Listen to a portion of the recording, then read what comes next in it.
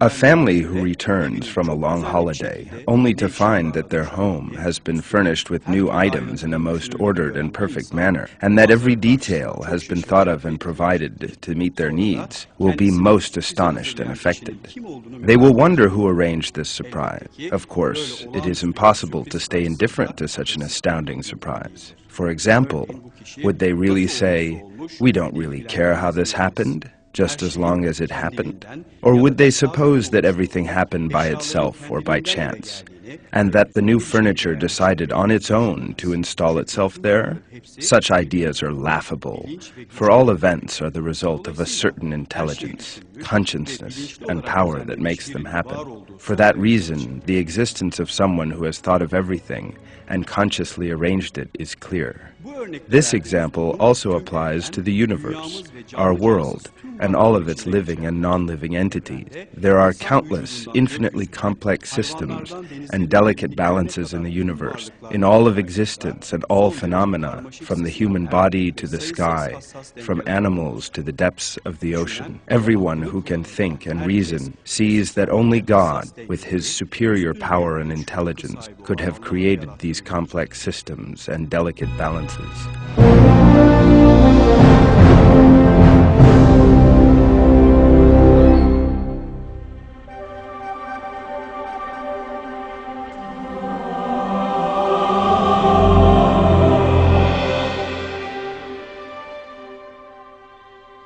Brightly colored, sweet-smelling flowers, delicious fruits and vegetables that spring from muddy soil, the sense organs which enable us to enjoy each created item's unique properties, the human body with its many complex systems, all of which work in harmony, the sun, which illuminates and warms, and its ideal size and distance from our earth,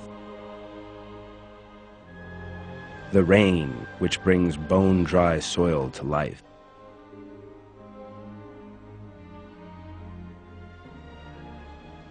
The earth is full of such proofs revealing the superior might and knowledge of God. The Quran refers to two important features that lead to these signs being deepened and understood: thinking deeply and possessing knowledge.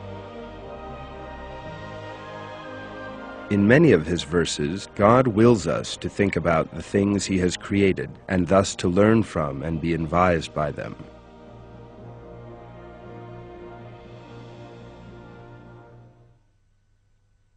In the creation of the heavens and earth, and the alternation of the night and day, and the ships that sail the seas to people's benefit, and the water that God sends down from the sky, by which he brings earth to life when it was dead, and scatters about in it creatures of every kind, and the varying direction of the winds and the clouds subservient between heaven and earth, there are signs for people who use their intellect.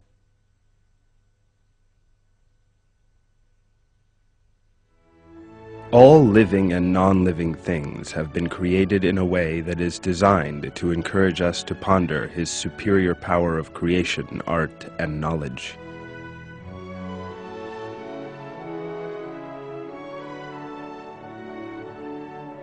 Ignoring and failing to give these matters their due importance means turning one's back upon his verses, something that all believers must avoid. It is of great importance to constantly reflect on the proofs of God's creation in order to acquire a greater depth of contemplation. Verses refer to believers reflecting long and hard on the creation, for instance, of the earth and sky. In the creation of the heavens and earth, and the alternation of night and day, there are signs for people with intelligence. Those who remember God, standing, sitting, and lying on their sides, and reflect on the creation of the heavens and earth. Our Lord, you have not created this for nothing. Glory be to you. So safeguard us from the punishment of the fire. God has revealed that the signs leading to faith have a great significance for thinking people. However, the thinking referred to here does not consist of such cliched reactions as, "How splendidly God has created these," or "What a magnificent animal." We must think long and hard as well as deeply, in a wide-ranging manner, about what God has created, so that we can identify the wisdom and detail in that creation, and thus bear witness to His infinite knowledge, might, and artistry.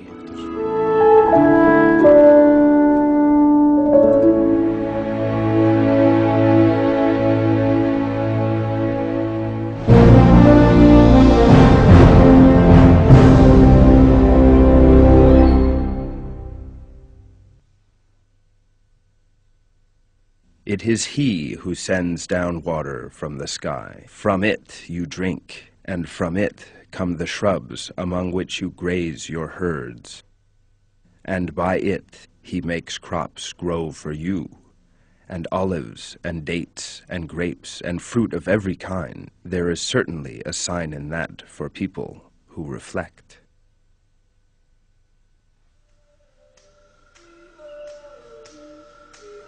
Water is a blessing that covers much of the earth. It can almost always be found with ease.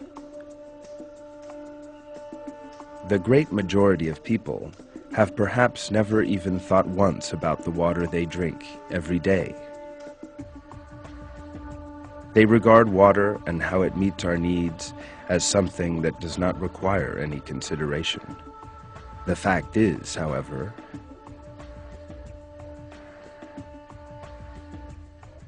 that the physical and chemical properties of water could have been very different had God so willed.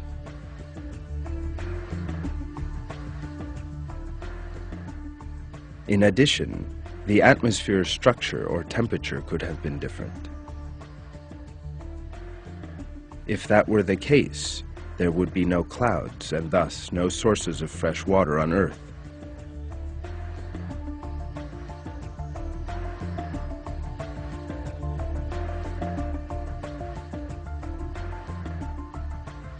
All we would have is the salty water of the oceans, in which case humanity would not have survived, or would have done so only in a state of great difficulty due to a constant water crisis.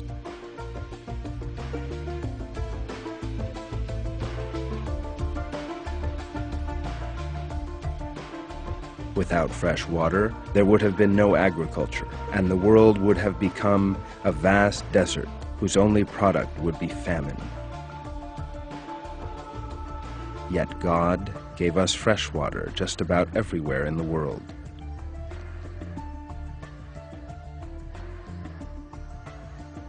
For this, we must thank Him.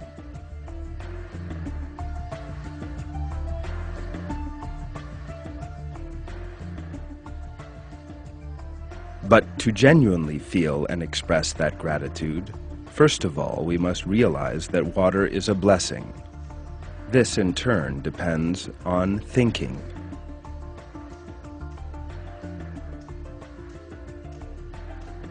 People are so familiar with the existence of water that they perhaps never think about the way a large part of the earth is covered in it.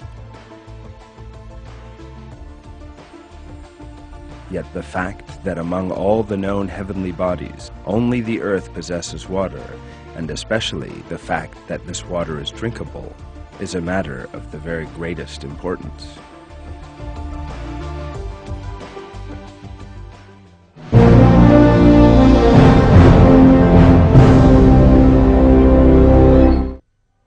Example of water applies to all natural entity, living thing, and phenomena around us, each of which is a blessing from God. Yet in order to comprehend this, we need to ask, what would have happened had things been different, and make the necessary comparison. And along with this, we must understand that God has created the most delicate balances in all things.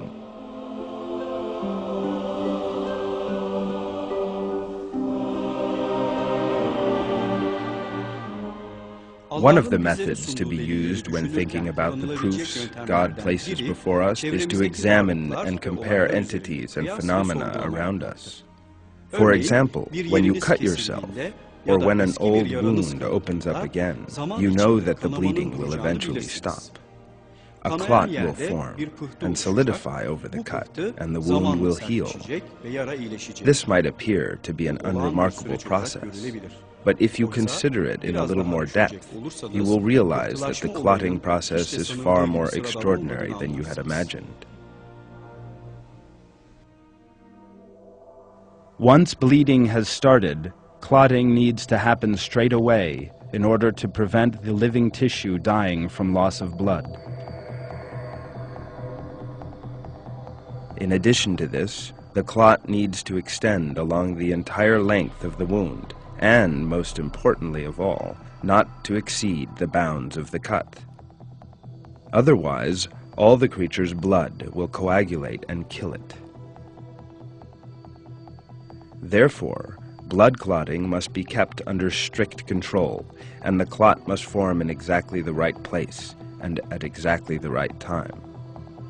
What would happen if there were the slightest impairment in this perfectly functioning system? If blood clotting happened even in the absence of any wound, or if the clot forming around the wound were easily detached from it? There is only one answer to these questions. In that event, the blood vessels leading to such vital organs as the heart, lung, or brain would become blocked, and death would be the inevitable result.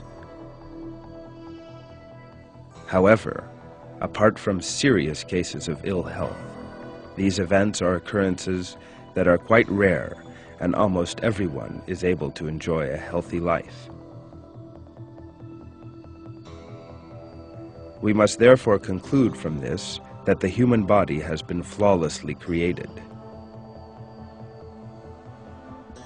This system, every detail of which is the product of a separate plan and calculation, reveals the perfection of creation. God, who created us and brought us into this world, has created our bodies with a perfect system that protects us from wounds, both great and small.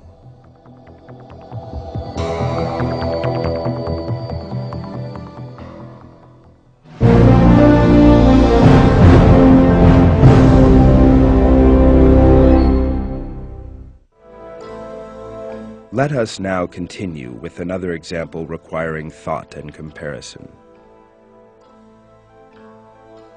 Just about everybody knows that flies beat their wings faster than the eye can see. Some small species of fly are able to beat their wings 1,000 times a second. Where does the fly obtain the energy necessary for such awe-inspiring motion? And how does it cope with the heat that such motion gives rise to? In order to comprehend the extraordinary nature of this, please open your arms out wide and try raising and lowering them a few times in 1 second. You will see that you will be unable to perform this action after a short length of time. Now try and imagine the pain you would feel if you raised and lowered your arms 1,000 times. This will better enable us to understand the miraculous nature of the motion that the fly performs throughout its life. This small example is sufficient to show that there is an extraordinary creation in all living things. Even a single fly is a miracle, revealing the flawlessness of God's creation. In the Quran, God calls upon us to reflect on this fact.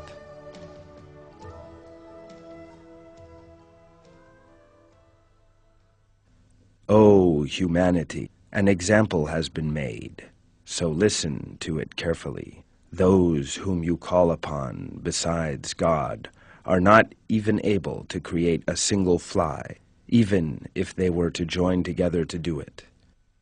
And if a fly steals something from them, they cannot get it back. How feeble are both the seeker and the sought.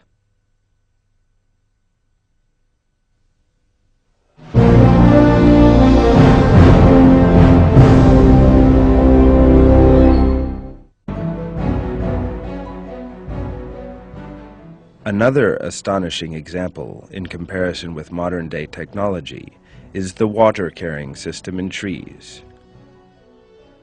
Most people are unaware that a motor is necessary to raise water up to higher levels. Pressure tanks, for example, are used to raise water to the upper stories of city buildings. Trees also have to raise the water they obtain from the soil up to their highest levels.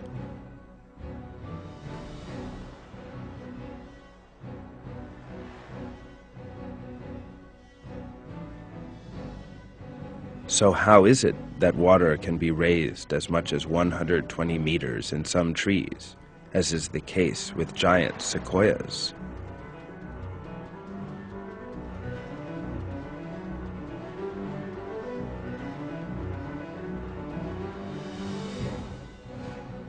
Scientists proposed various theories as to how this process takes place.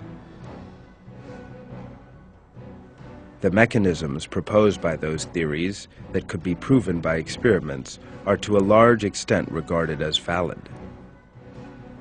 The conclusion drawn by scientists as a result of all this endeavor is the flawless nature of the pressure tank system in trees. This incomparable water pumping system in tree trunks is just one of the proofs revealing to us the omniscience of its creator. It is God who has created this water-carrying system in trees, as he has everything else in the universe.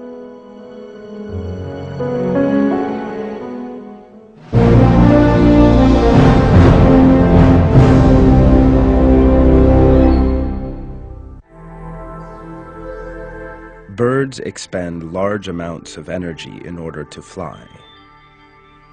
They therefore require much more fuel and large quantities of oxygen with which to burn that fuel than all land or sea-dwelling creatures. Some migratory birds fly at very high altitudes.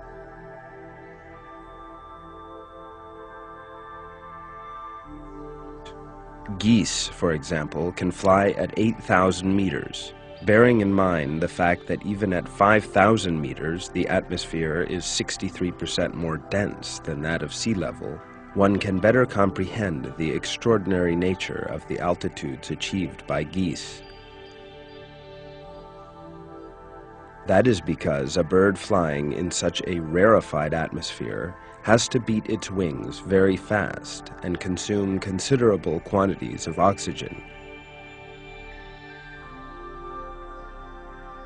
Yet there is much less oxygen there than at sea level. So how is it that the birds are able to fly under such difficult conditions?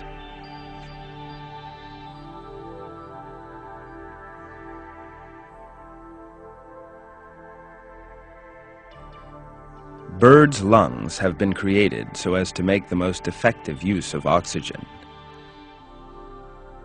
The lungs, which function in a very different way to those of mammals, allow birds to obtain more than normal levels of energy from the air. This matchless structure of the avian lung demonstrates the existence of a most perfect creation, intended to meet the need for high levels of oxygen essential for flight.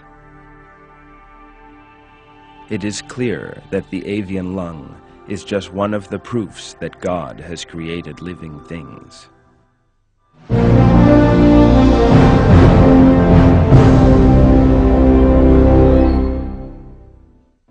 The second feature required in acquiring a deeper appreciation and understanding of the signs leading to faith is possessing knowledge.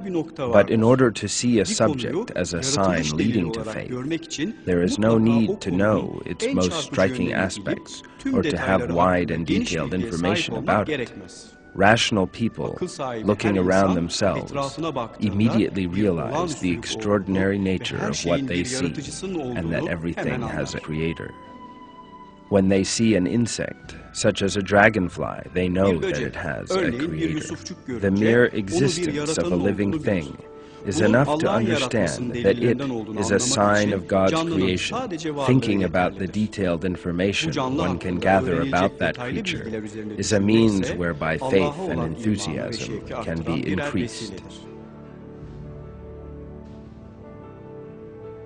In the present day, thanks to such branches of science as medicine, biology, and astronomy, the miracles and beauties of God's creation can be perceived more clearly and in greater detail. People who learn these facts and evaluate the wisdom and beauty created by God become greatly more in awe of His infinite might. Both a small child with very limited information and a superbly educated professor who has spent years studying can both see and witness God's signs when they approach the matter with sincerity and an unbiased view. However, in order for people to think deeply about those entities that they cannot see, they require wide-ranging information. With regard to what they can see, they need to learn about them in order to deepen their consideration. Otherwise, their consideration will remain with fixed bounds and may at times be superficial.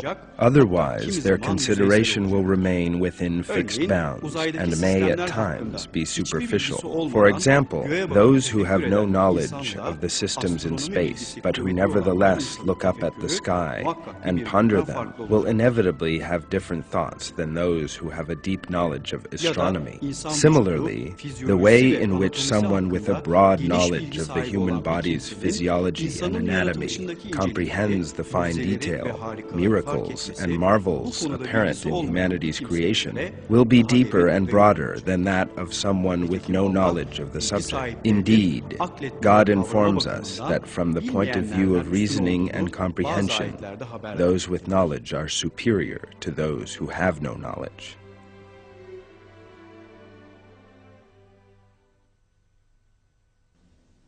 Such metaphors, we devise them for humanity, but only those with knowledge understand them. Among His signs is the creation of the heavens and earth and the variety of your languages and colors. There are certainly signs in that for those who know.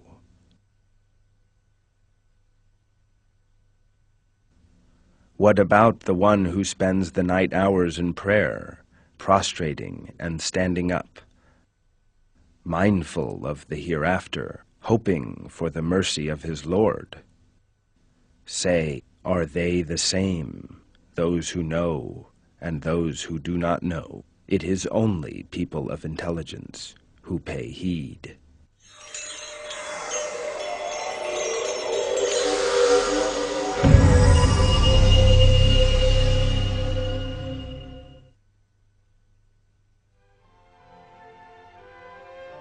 However, we need to recall that information unaccompanied by the intellect, conscience, and foresight necessary to interpret it does not lead a person to the truth.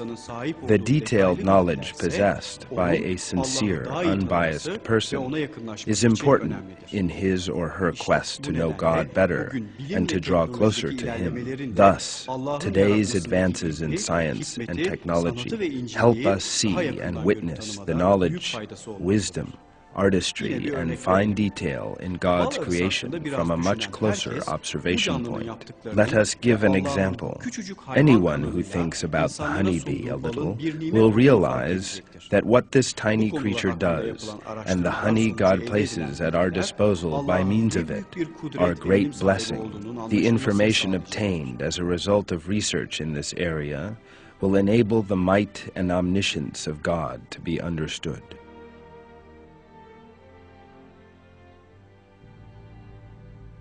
40,000 bees have to visit 6 million flowers to produce 1 kilo of honey.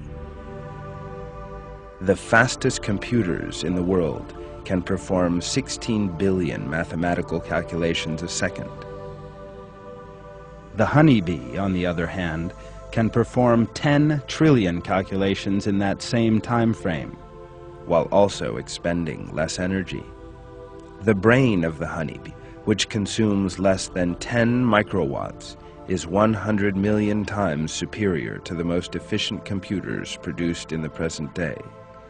Honeybees are able to collect the nectar from 100 million flowers to fill a comb, and are able to beat their wings for 100,000 kilometers. In order for a colony of bees to produce 1 kilo of honey, they need to fly the equivalent of 6 times around the Earth. A bee in flight needs 0.5 milligram of honey, 1/2000th of a gram, for energy every kilometer. On 1 kilo of honey, a bee could fly 3 million kilometers at 25 kilometers an hour, while beating its wings between 200 and 250 times a second. The weight of the eggs laid by the queen bee in the course of a single day can be as much as 20 times her own weight. A bee can pull a load of 330 times its own body weight. Every honeycomb cell is 12 millimeters deep. The walls of the comb are as little as 1/20th of a millimeter thick. Yet the comb suffers no harm when it is filled with honey, since its cells are built to a hexagonal structure that confers on it maximum resistance. Several kilograms of honey can thus be stored in safety in a slice of a comb. Every rational person of good conscience can draw the following conclusion from even this limited information. God has created honeybees together with their exceptional abilities, as He has all other living things, and He has placed them at the service of human beings by giving them the ability to produce more honey than they need.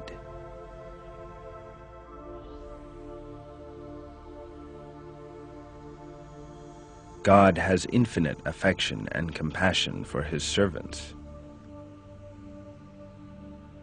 He is the sole Lord of everything in the earth and sky, and of all living things. Every kind of property possessed by living things is a manifestation on earth of His infinite knowledge and might. In the Quran, God invites us to reflect on this by drawing our attention to the honeybee.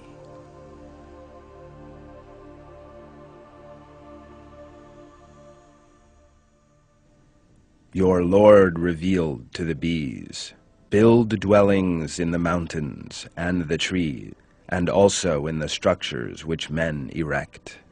Then eat from every kind of fruit, and travel the paths of your Lord, which have been made easy for you to follow.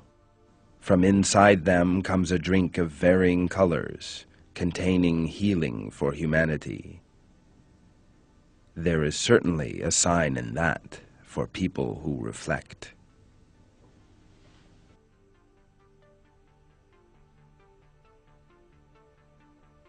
These visible and invisible manifestations around us are all vital signs of faith for those who search with reason and good conscience. An ant walking in a garden, a flower on a table, a cat in a street or in a house, a dog or a bird, our bodies, the order in the earth and the sky, rain, the atmosphere that both surrounds us and protects us from harmful rays, and objects from outer space, and an infinite number of other things. All of these are signs that lead to faith for people who seek to know God. All believers are responsible for using God's verses to understand whatever they see and hear, and to think deeply about them. Every unbiased person is aware of this. Believers also know that they will be unable to account for their behavior if they live among the millions of living things created by God that exist between earth and the boundless heavens, and yet fail to think about them.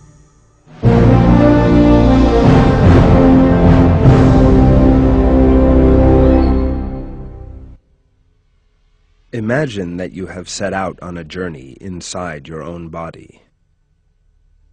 Unbelievable surprises await you. You will see, for instance, that there is a generator in your heart, and that if that generator ceases working, there is a spare one to replace it. You will witness that the cells in your small intestine are able to recognize and catch iron atoms from among the hundreds of different substances that pass in front of them. You will also see how the hormone molecule produced in a hormonal gland in the head region reaches its far distant objective.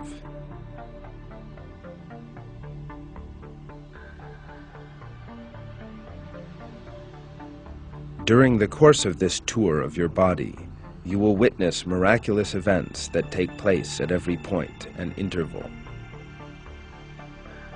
Looked at from this perspective, the human body is like a city or a world unto itself. Inside that city, there are means of transport, buildings, factories, infrastructure systems, apparatus equipped with a technology far superior to the most advanced human technology, expert personnel displaying an unexpected consciousness, fully equipped troops, and much else beside. Furthermore, this world does not exist in your body alone. Everyone you see around you, your mother, father, brother, or sister, friends, people in the street, actors you watch on television. In short, everyone alive on this earth, and even everyone who has ever lived since the creation of the first human being, possesses this same flawless world. One needs to reflect in a very sincere manner in order to become acquainted with this world and become aware of the proofs of flawless creation within it.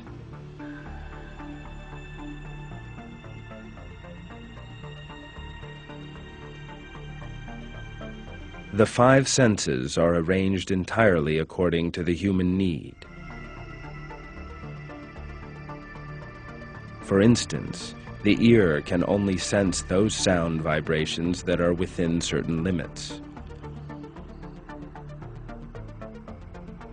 At first glance, to hear within a larger range might seem more advantageous, yet these sensory limits, called the hearing threshold, are regulated for a purpose.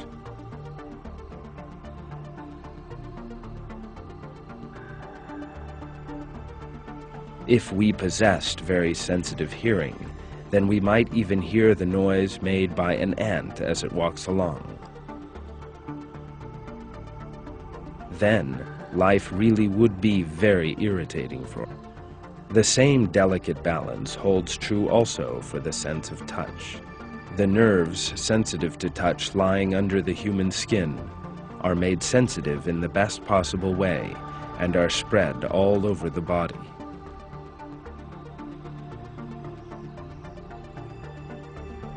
The nerves are amassed mainly on our fingertips. Comparatively, less important regions of the body, such as our backs, have fewer nerves. This provides great advantages for man. Let us imagine if the contrary was the case, that our fingertips were extremely insensitive, and that the majority of nerves were collected on our backs. There is no doubt that this would be very troublesome. Development of the organs is an example of this delicate balance. For instance, think about hair and the eyelashes.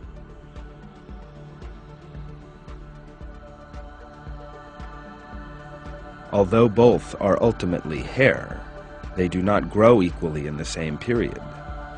Suppose that eyelashes grew as fast as our hair.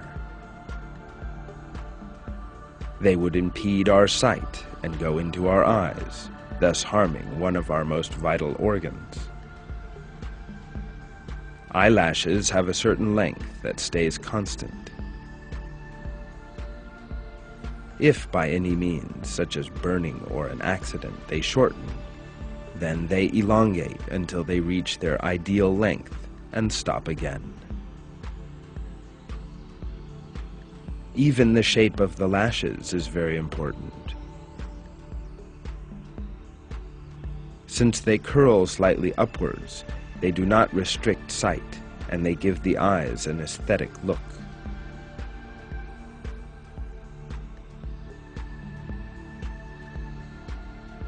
As the lashes grow, they are covered by an unusual oil secreted by specific glands located at the rim of the eyelids. This is why our lashes are not rough and straight like a brush. This measured creation is strikingly revealed in the newborn baby as well as in adolescence. For instance, the newborn baby's skull bones are very soft and can, to a limited extent, move over one another. This flexibility facilitates the emergence of the baby's head from the womb without harm. If these skull bones were inflexible, during birth they could crack and cause serious damage to the baby's brain. With the same flawlessness, all of the organs in a human being develop in harmony with each other in the course of development. For example, in the development of the head, the skull that encases the brain grows along with it.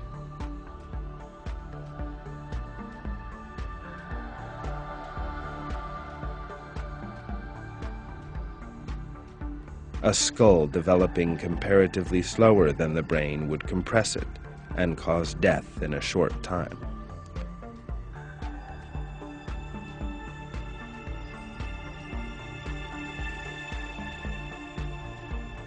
The same balance is also true for other organs, such as the heart, lungs, and thorax, the eye, and eye socket. For this reason, it is useful to examine the extraordinary structures of our body to see the art and might in the creation.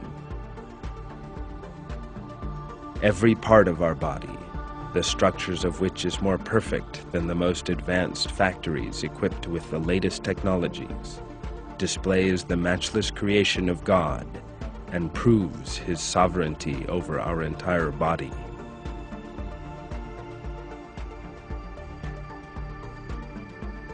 Let us cite another very important example for our lives. Speech is an effortless function of most human beings.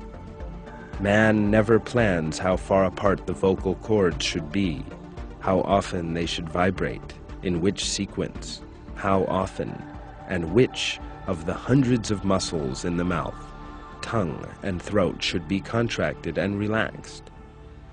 Nor does he calculate how many cubic centimeters of air should be inhaled into the lungs, and how fast and at which frequency this air should be exhaled. We could not do this even if we wanted to. Even a single word uttered from the mouth is an outcome of the collective working of many systems, stretching from man's respiratory system to the nervous system, from the muscles to the bone. What happens in case of a problem in this coordination? Different expressions might appear on our faces when we want to smile, or we might not manage to talk or walk when we want to. However, we can smile, talk, walk anytime we want, and no problems occur, because everything mentioned here is accomplished as a result of the fact of creation, which logically requires infinite intelligence and power. For this reason, man should always remember that he owes his being and life to his Creator, God. There is nothing for man to be arrogant or boastful about. His health, beauty, or strength is not his own work, and it is not given to him eternally. He certainly will become old and lose his health and beauty. In the Quran, this is stated as,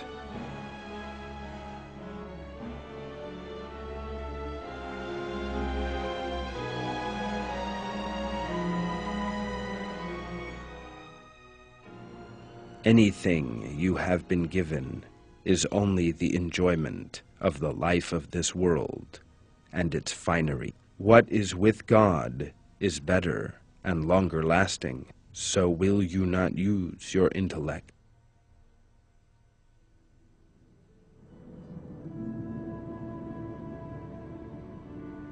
İnsan eğer bunların çok daha üstünü If a person ebediyen wants to attain ahirette elde attributes etmek far istiyorsa, superior to Allah'ın these kendisine verdiği eternally in nimetlere the sürekli hereafter, he şükretmeli must be ve grateful onun to God istediği for the biçimde favors he hayatına has yön bestowed vermelidir. upon him and live his life according to his commands. As Bu seen in örneklerde these de görüldüğü examples, gibi all the insan organs vücudundaki and organların ve systems in the sistemlerin human body hepsi bear mucizevi özelliklere miraculous sahip. characteristics. Bu özellikler When these incelendiğinde characteristics insan are varlığının examined, ne denli man ince will see hesaplara on what dayandığını delicate ve balances yaratılışındaki his mucizeleri existence görecektir. depends Ve and the Allah'ın miracles in sonsuz his ilmini ve creation, kusursuz and will come sanatını to bir kez grasp daha once more kavrayacaktır. the great art of God as exemplified in man.